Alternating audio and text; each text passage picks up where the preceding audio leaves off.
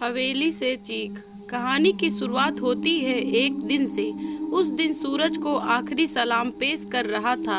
शाम घिर आई थी कि तभी एटा के चमकरी गांव की इस हवेली से अचानक एक चीख गूंजती है। आवाज किसी लड़की की है। कहती है, मुझे हवेली से मत निकालो, ये मेरा घर है, वरना मैं तुम सबको बर्बाद कर दूंगी। कोई कुछ समझे इससे पहले एक और चीख गूंजती है, मगर इस बार चीख में मौत की तकलीफ भी घुली हुई है। पानी पानी कराने की आवाज के साथ कोई लड़की पानी मांगती है। ये वाकया कहीं और होता तो शायद कोई न कोई तो मदद के लिए आ भी जाता, मगर इस गांव में हर कोई डर से सहम सा जाता है, क्योंकि पिछले कई दशकों से ऐसी चीखें इस हवेली से निकलती रहती हैं और लोग कांपते हुए सुबह का इंतजार करते रहते हैं। इस हवेली के मालिक सत्येंद्र तोमर कहते हैं कि यहाँ पहले सब ठीक था, लेकिन धीरे धीरे ये दिक्कत बढ़ती ही गई।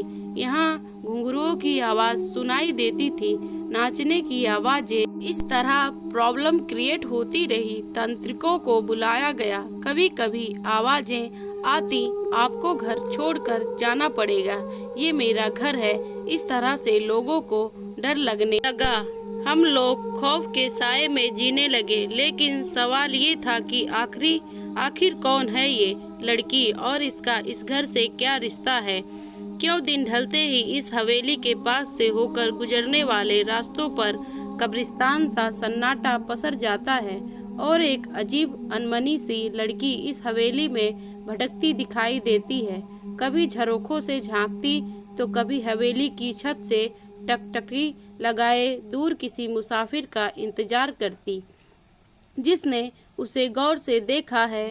बताते हैं कि उसकी नजरें बर्छी की तरह कलेजे को चीरती सी लगती हैं, मगर कभी इन्हीं नजरों के दीवाने थे लोग। वो जहाँ खड़ी होती थी उसी के आसपास खड़े होकर लोग उसका दीदार करना चाहते थे। जिस घर में वो रहती थी उसकी खिड़की पर लोगों की नजरें टकटकी लगाए रहती हैं।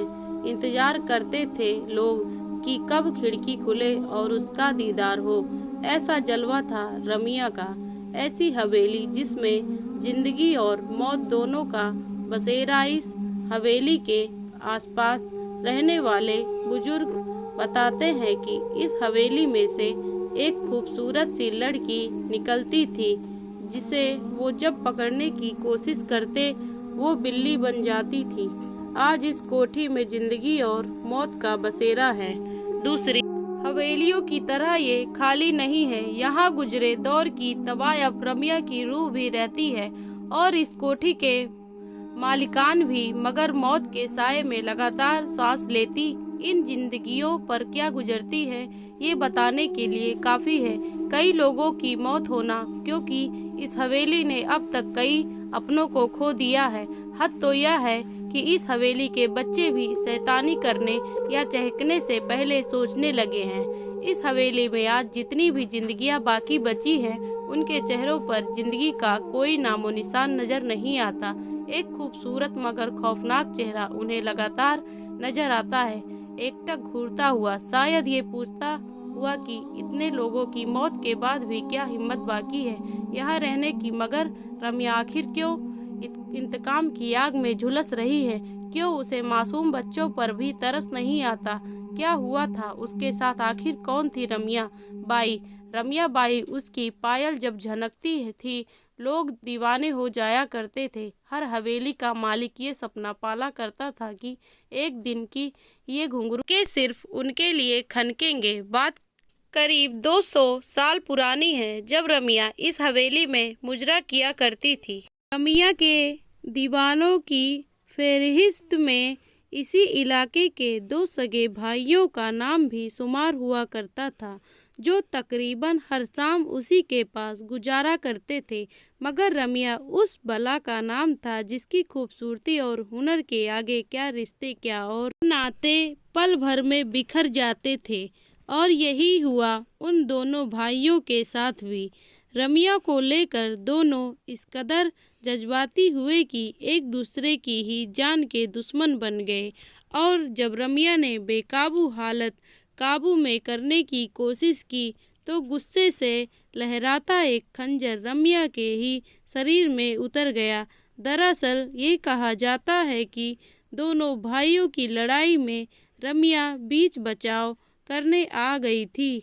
उसकी दीवानगी ही उसका कसूर बनाना चाहती थी कि दोनों में खून खराबा ना हो, लेकिन हुआ इसके ठीक उल्टा। खून तो हुआ लेकिन उन दोनों भाइयों में से नहीं बल्कि रम्या का, जिसका कोई कसूर नहीं था।